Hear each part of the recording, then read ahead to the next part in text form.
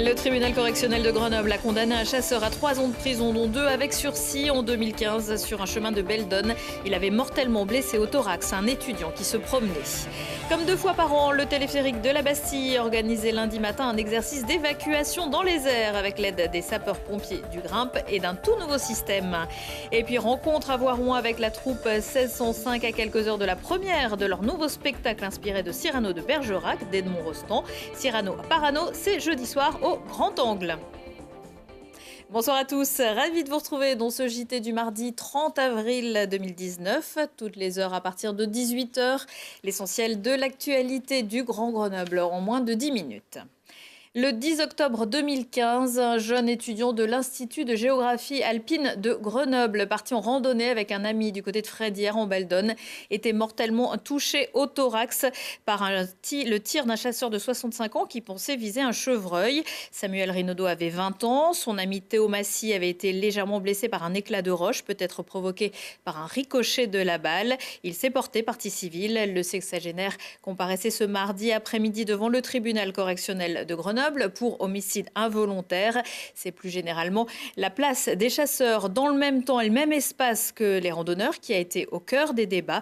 Le prévenu a été condamné à 3 ans de prison, dont 2 avec sursis, la confiscation de ses 9 fusils et une interdiction de chasse de 5 ans.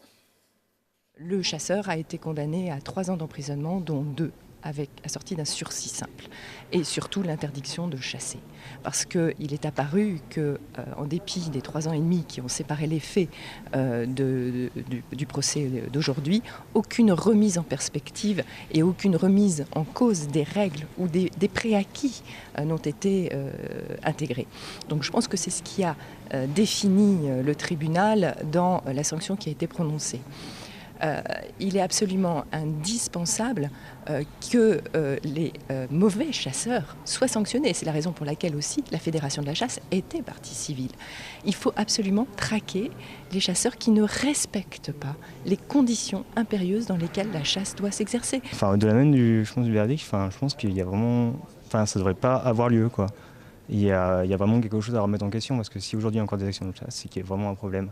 Et je pense que c'est par rapport à tout ça, qu'il faudrait peut-être aujourd'hui qu'il y ait des choses qui bougent, quoi, parce que ça ne devrait pas arriver vis-à-vis de sa famille, vis-à-vis d'un peu aussi, de toutes ces personnes-là qui sont victimes un peu de ces actions de chasse.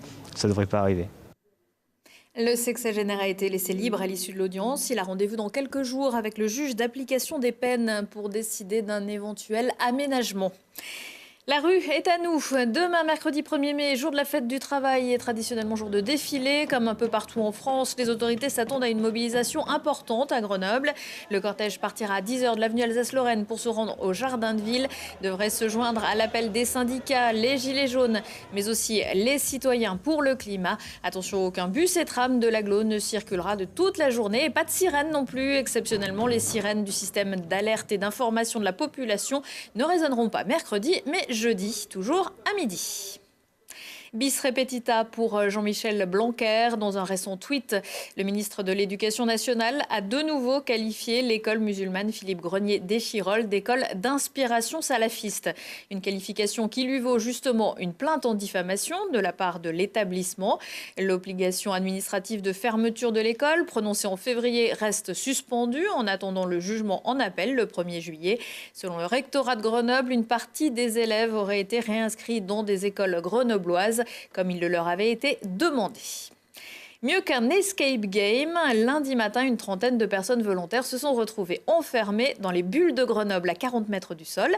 Pas de mystère à résoudre pour être délivré, simplement ne pas être sujet au vertige et suivre les consignes du Grimpe, le groupement de reconnaissance et d'intervention en milieu périlleux des sapeurs-pompiers qui réalise régulièrement ce genre d'exercice. Voyez le reportage d'Anaïs Mariotti. Âgé de 43 ans, le téléphérique de Grenoble reste la 2e remontée mécanique de France en termes d'heures d'utilisation. Un exercice d'évacuation des bulles de la Bastille est organisé chaque année. Nouveauté en 2019, le téléphérique teste 2 dispositifs d'évacuation pour comparer les performances. Il y a d'un côté le dispositif classique de la nacelle qui se déplace sur le rail et qui date de 1976, de l'installation, qui est toujours opérationnel. mais c'est un dispositif un peu long à mettre en place. Il faut un bon moment pour arriver à la mettre sur le rail, puis à la descendre. En comparaison, sur l'autre train de bulle, avec les pompiers du Grimpe, on teste cette année un dispositif beaucoup plus léger, qui fait appel à un système de type tyrolienne freinée, en fait, qui descend les secouristes un par un sur les bulles, et qui permet ensuite d'intervenir à partir des bulles pour descendre les personnes à évacuer en les moulinant avec un baudrier. Depuis la création du téléphérique de Grenoble, l'installation a dû procéder à 2 évacuations réelles, lors de l'inauguration en 1976 et en juin 2014. On a eu une rafale de vent sous orage très brutale, à 130 km/h, qui a conduit à un blocage de l'installation par sécurité. Et là, on a dû faire une évacuation qui n'était pas un exercice, donc par héliportage. Mais ça s'est très bien passé d'ailleurs. Les gens étaient étonnamment sereins, calmes, même quand ils ont été évacués seulement au bout de 2 heures, ce qui est quand même un peu long. Symbole de la capitale des Alpes, la Bastille est le site touristique le plus fréquenté de la métropole grenobloise. En 2018, le téléphérique a atteint un taux de fréquentation record avec 325 000 passagers. Et le site de la Bastille accueille, lui, 600 000 visiteurs par an. Il sera désigné le 1er mai empereur du Japon. Naohito gardera peut-être un souvenir ému de sa visite à Grenoble et au showroom de Minatech au CEA en septembre dernier. Il avait alors semblé très intéressé par les objets connectés. Après l'abdication de son père Akihito, c'est donc lui qui deviendra titulaire du trône de Chrysanthème. Mais à compter de mercredi, il ne sera plus autorisé à quitter l'archipel nippon pour en préserver l'unité comme le veut la tradition.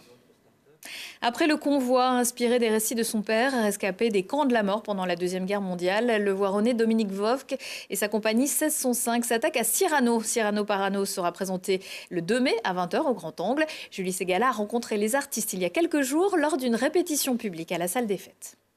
Devenir un petit grand homme dans un rond et naviguer avec des madrigaux pour rames et dans ses voiles des soupirs de vieilles dames. Non, merci. C'est le profil le plus connu du théâtre français. Ce pic, ce roc, que dis-je, cette péninsule chère à Edmond Rostand. Pour sa dernière création, la compagnie 1605 s'attaque à Cyrano. Laissez la voir mourir. La nuit est noire, eh bien, c'est réparable. Ah, vous ne méritez pas là, misérable. Mets-toi là, devant le balcon. Je me mettrai dessous et je te soufflerai tes mots. Il a fallu 2 ans au metteur en scène pour revisiter ce monument de la littérature.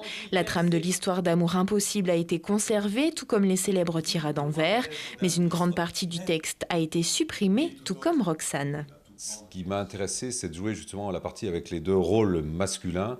Il y a une manipulation entre les deux, un jeu qui se crée pour aller conquérir cet amour de Roxane, une utilisation intéressante. Donc je voulais vraiment cerner ça avec les 2 personnages masculins, en se privant de Roxane, physiquement, sur scène.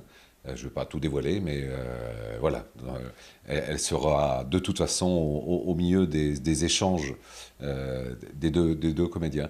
Pour son Cyrano des temps modernes, le metteur en scène a ajouté de la musique électro, des vidéos et des objets du XXe siècle, comme une mobilette ou un téléphone. Mais si les vers datent du XIXe siècle, les thèmes, eux, traversent les époques. L'amour et la manipulation entre un vieux Cyrano torturé et un jeune Christian naïf qui ne trouve pas les mots. Déjà, quand on me dit « Ok, on s'attaque à un des grands monuments de la littérature française », tu fais « Ok, à fond ». Ça va être compliqué, mais on y va.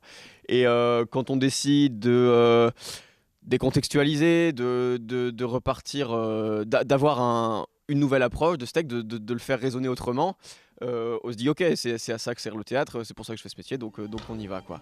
Si le jeu semble bien rodé, les comédiens ont encore quelques semaines pour peaufiner la mise en scène, mais à l'issue de la répétition publique, les spectateurs semblaient conquis, de bon augure pour la première. Et une rencontre avec les artistes est donc prévue à l'issue de la représentation ce jeudi.